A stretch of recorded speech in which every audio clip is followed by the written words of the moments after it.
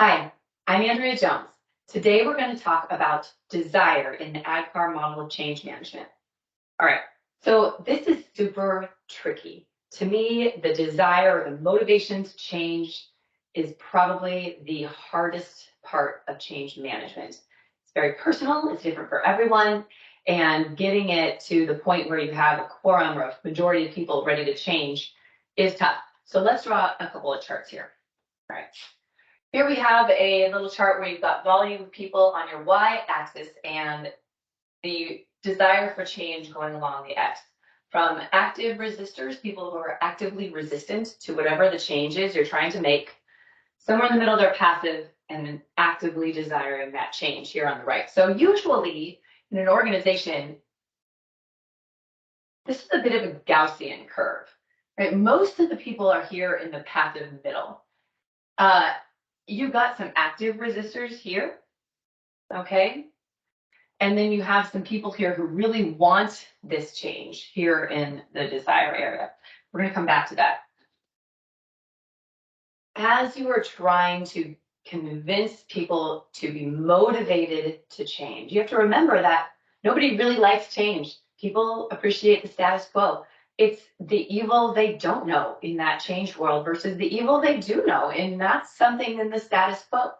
And people are triggered emotionally. We don't make decisions outside of our emotions as human beings. So if you can convince people that the emotional problems associated with the status quo are worse than the emotional joys or successes or feelings they'll have in the change state, even though they don't know it, that'll be much more likely to get them to move to a change state or be desiring of that change. And in order to do that, you really have to get to the what's in it for me, or the with them. All right, so let's talk about how can you do that. You want to get to these people. There are going to be some people in the organization that actively want this change. These are your champions, and you want to leverage them. All right, you have to figure out who these people are. Also, you have to convince or mitigate the negative effects of the active resistors.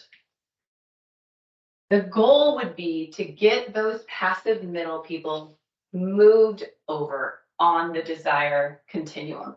So you're trying to go to a state like this, where you have a lot more people who may be somewhat passive, but at least they're leaning towards desiring a change.